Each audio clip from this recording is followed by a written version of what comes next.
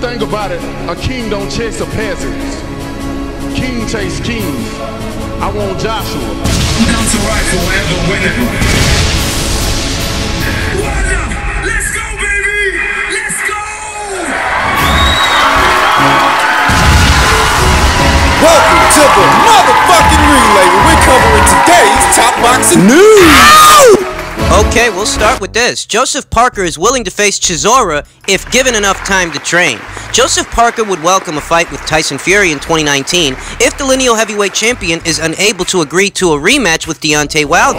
Should they not be able to finalize a deal to face each other again next, David Higgins, Parker's promoter, has confirmed the New Zealander is keen to face the Brit. Speaking to Sky Sports News, Higgins said, "When people talk about Joseph Parker fighting Tyson Fury, obviously there's going to be public interest because of the family connection with Joseph's victory over Hughie Fury, Tyson's cousin. It's currently Parker 1, Fury 0. If the terms were right, we'll maybe go to America or even to England for Tyson Fury.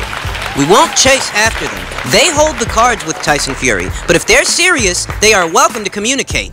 And we would look at that opportunity too." After successive losses to Anthony Joshua and Dillian Whyte on British soil, Parker was offered the chance to take on Derek Chisora on April 20th, but declined the opportunity due to a lack of preparation time. Higgins, however, confirmed they would be willing to reschedule should Chisora and his team still be interested. I saw comments by Derek Chisora's manager or promoter, David Hay, basically saying that our reasons for pulling out the pin are trivial, Higgins added. That totally undermines the historical reality. We ran a short camp for White and we weren't quite happy with the length, and we learned from that. Joseph Parker has shown he is willing to fight anyone, anywhere, anytime on the right deal, but the terms have to be fair. No, Hay disregards those facts. I think they thought they could get an unfair advantage again by leaving Joe with a jet-lagged short camp. That's not going to happen under my watch. The message to British boxing is fight fair.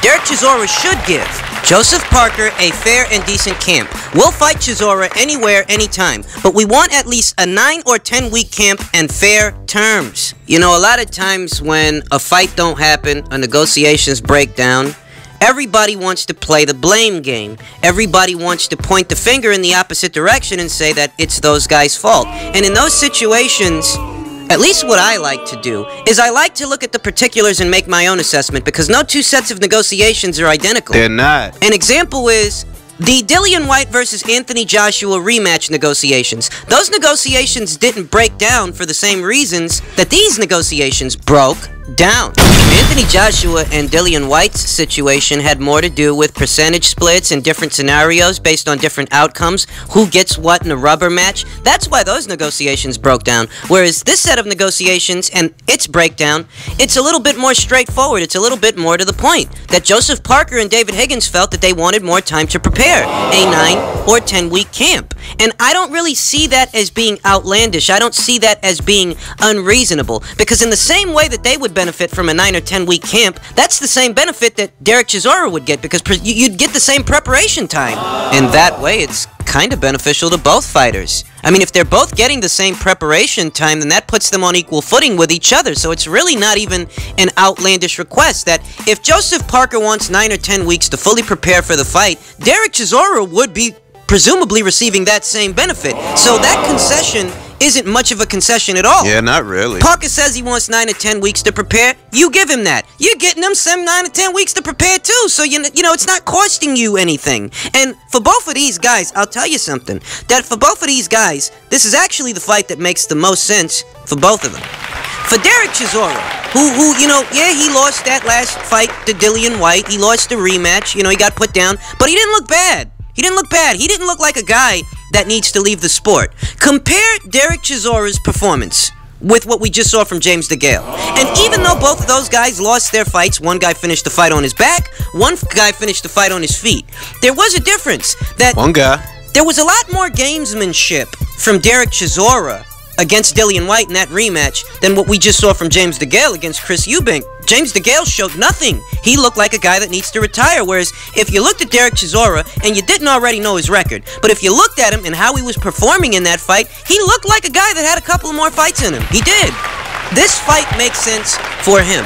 We look over at Joseph Parker, and this fight makes sense for him as well, because Derek Chisora bears some semblance in terms of implementation to Dillian Whyte. Derek Chisora is a come-forward, front-foot, aggressive kind of guy. That's the kind of guy he is. Coincidentally, that's the kind of guy that Dillian Whyte is. And he beat Parker. I think that this fight could prepare Joseph Parker for a Dillian Whyte rematch. Granted that, you know, Derek Chisora has been through the ringer more times than Dillian Whyte has, but all the same, the implementation of the fighters is similar. So Joseph Parker can use this as a yardstick to correct certain problem areas, because I'm of the opinion that he didn't need to lose that Dillian Whyte fight, but he was far too complacent, far too conservative, and that's really what costed him. That he really didn't try to get into the fight until the latter half. Now, with Derek Chisora, you've got a similar opponent to Dillian, and you can use that as an opportunity to prepare, to correct those problem areas. I'll tell you that I don't think a Tyson Fury fight makes sense for Joseph Parker. I really don't. I don't think that fight makes sense for him at all in terms of which fight should happen next. I'm of the opinion that if Joseph Parker plans to have any kind of longevity in the sport of boxing, then he needs to take a page out of Dillian Whyte's playbook. Dillian Whyte fought quite a few guys after he lost to Anthony Joshua. He didn't, try to rush right into a title fight. He worked his way back into the winner's bracket. Did it gradually. He had several fights before he was in contention for a world title. In that way, I think that Joseph Parker and David Higgins should employ a similar strategy.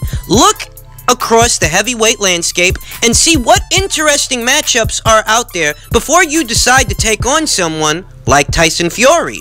Because while Tyson Fury has reestablished himself as a major player in the heavyweight division, one of the elites, one of the guys to beat, while he has reestablished himself as that, he doesn't actually have a belt for Joseph Parker to win. He doesn't have a belt for Parker to win, and he would presumably still be the A-side in negotiations. He would get the lion's share of the pot. He would get the bigger portion of the percentage split.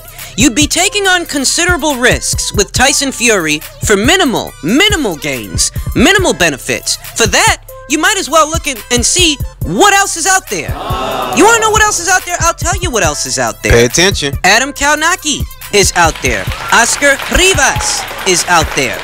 Joe Joyce is out there. Lucas Brown is out there. That's a fight of some considerable regional value. To those, to those that live in New Zealand and those that live in Australia, that fight could actually get some attention, some major attention.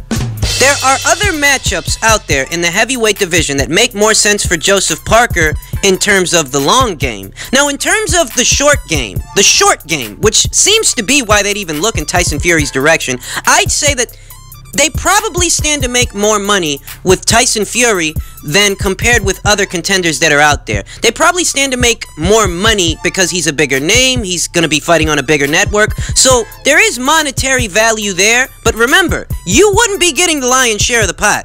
He would. You'd be taking on considerable risks just for him to get a bigger split than you. Think it through. I think it's the short game that really made them look in Tyson Fury's direction. I think that in terms of the short game, he might make sense. But if you want Parker, who's still a young guy, he's only got 2 professional losses. Could bounce back. If you want this guy to have a long and successful career, then Tyson Fury really wouldn't be the way to go. Understand that this is not Huey. We're talking about Tyson here. Joseph Parker might have had success against Huey Fury, who in many ways seems like a lesser version of Tyson. They've got similar tools, similar implementation, but Tyson is a cut above his cousin. And a fight like that, at this point in the juncture, it spells certain defeat for Joseph Parker. Maybe it's a bit too soon for that. Maybe he needs to work on some things before he decides to take someone on like Tyson Fury. Just one man's opinion. In other news, Eddie Hearn had this to say: "If I'm Wilder, I now make a deal for a Joshua fight ASAP." The article reads, because of the network hurdles, Hearn believes Wilder should forget about Fury and instead focus his energy on fighting Joshua. It's disappointing for everyone, but possibly good for us. Hearn told Yahoo Sports of Fury's decision to skip the immediate rematch. "If I'm Deontay Wilder, I get on the phone and I make the AJ undisputed fight as soon as possible." This whole deal with Tyson Fury, ESPN, and Top Rank, that whole deal was going on behind the scenes, and Team Wilder wasn't privy to that deal. They didn't know that that's what was going on. They didn't know that those were the kinds of moves that Tyson Fury was making. They weren't hip to any of that shit. So from where they're sitting, they may be looking at Tyson Fury and a potential rematch in a very different light. they might look at it as, we can't trust this guy. We don't know what he's going to do without telling us. We don't really know what his intentions are. Can't trust him. Because he pulled this move on us, and we had no idea that this is what he was doing while we were in the midst of deep negotiations for a rematch. We had no idea that he planned on making a move like this. So if you're Team Wilder and you can't really trust Fury, you feel you really can't trust that guy, then the logical thing to do would be to prioritize an Anthony Joshua undisputed title fight after he makes his way past Jarrell Miller. Team Wilder plans on going ahead and fighting in May, with or without Fury, presumably without Fury now that the rematch is officially off. It's conceivable that maybe we see Wilder fight Dominic Breazeale, and we already know that Anthony Joshua is fighting Jarrell Miller. But the logical thing to do after those fights come to pass, if Anthony Joshua is still the unified champion, the unified WBA, WBO, and IBF champion, and Wilder makes his way past whoever he decides to fight, the logical thing to do would be to set up the Anthony Joshua fight. That would be the logical thing to do. The thing is that Wilder's team are not known for making logical decisions, for making logical choices. They're not.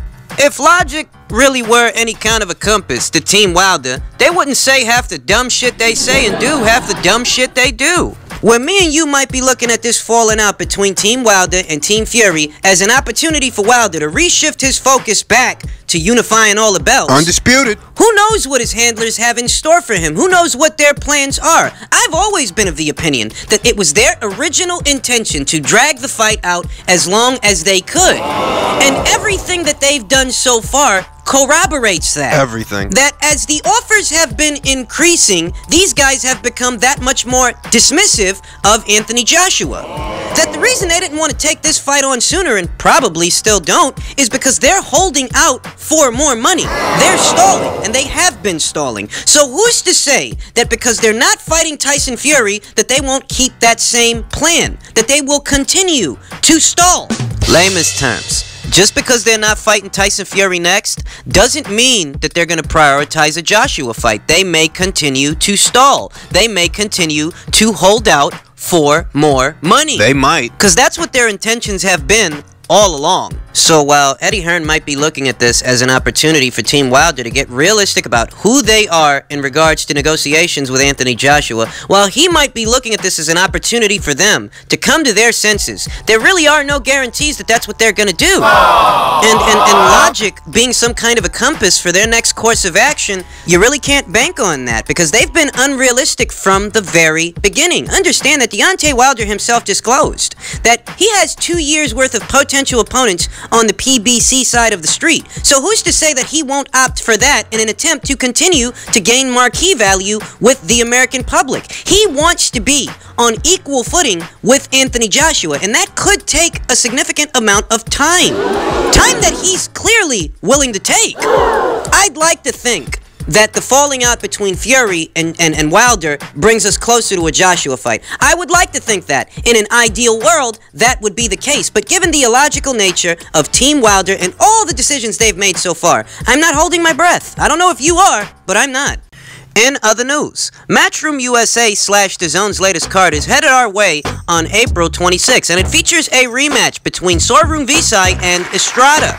But that's not the reason that the card caught my attention. What caught my attention about the card is that Jesse Vargas is also supposed to be fighting on that card. Jesse Vargas, who was rumored to be facing Kell Brook next. They were in talks, they were in negotiations. And yet here we see that he's going to be fighting on that card against an opponent that has yet to be announced. And one can deduce that if Kell Brook were going to be a part of this card, and he was going to be facing Jesse Vargas next, if that fight were going to come off, we would have heard about it by now. But the fact that Jesse Vargas' opponent has yet to be announced, and the card really isn't that far away, the inference we can make is that the next time we see Jesse, it ain't gonna be against Brook. And the next time we see Brook, it ain't gonna be against Jesse. Which opens the door for speculation. Who is Kell Brook going to be fighting next? It's conceivable that he might get the winner of the Liam Smith versus Sam Eggington fight. It's conceivable that he might have decided to pass on Jesse and go with Jeff Horn.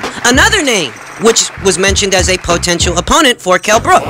It could break down a few ways in regards to who Kell Brook is going to be fighting next, but for all intents and purposes, it doesn't look like it's going to be Jesse. Now, as far as Jesse, his opponent has yet to be announced, and he seems to have intentions of targeting Jaime Munguia for his WBO title. He was quoted as saying that he's been struggling to make welterweight, and moving up to junior middleweight is the best decision he could have made. You sure? And that a fight with Jaime Munguia is the fight that Eddie Hearn is pursuing for him.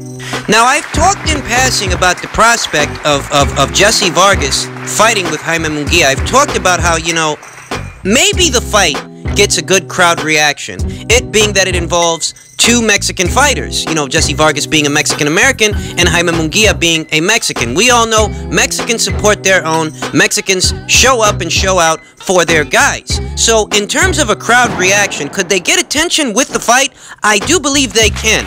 But as far as how the fight itself would bode for Jesse Vargas, I think that spells certain disaster. I don't think Jesse Vargas has the skill set to circumvent the size, the power, the aggression of Jaime Munguia. The overall look of that fight to me is a means and a method for Jaime Munguia to fatten up his resume with a familiar name. That's what it looks like. With a familiar welterweight. A welterweight who's been in there with the likes of Saddam Ali. A welterweight who's been in there with the likes of Tim Bradley and Manny Pacquiao. That's what it looks like to me. A means and a method to have Jaime Munguia, a young up-and-comer who could become a sensation, fatten up his resume with a familiar face. That's how the fight reads to me. It's gutsy of Jesse Vargas to be on board for a fight like that. It really is, because he's taking some big risks if that's what he decides to do. Now, in regards to the card on April 26th that Jesse Vargas is going to be fighting on, one can deduce that whoever this opponent that has yet to be announced is, whoever this is, it's likely going to be a warm-up fight for Jesse Vargas to get his feet wet at 154 pounds. That it's going to be a warm-up fight, a prelude to a Jaime Munguia fight. But I'll tell you that warm-up fight or no warm-up fight, I can't give Jesse Vargas any kind of odds to win against Jaime Munguia. I just can't. You know, Jesse wasn't a big puncher at 147, so what are the odds that he's going to be a big puncher at 154? In order for you to deter an overly aggressive opponent like Jaime Munguia, punching power has a role to play. You have to be able to get the guy's respect. You have to be able to keep the guy honest. It's not enough to just make him miss and make him pay, because if you're making him pay and he's walking through it, then it all defeats the purpose. You've got to be able to get the guy's respect, and I don't feel that Jesse Vargas has the right kind of punching power to get Jaime's respect. So while I commend the guts and the gamesmanship of Jesse Vargas for being willing to square off against a fearsome opponent like Jaime Munguia, given what he saw Jaime did to Saddam Ali, while I respect that Jesse's willing to have that fight, I can't give him any kind of odds to win that fight.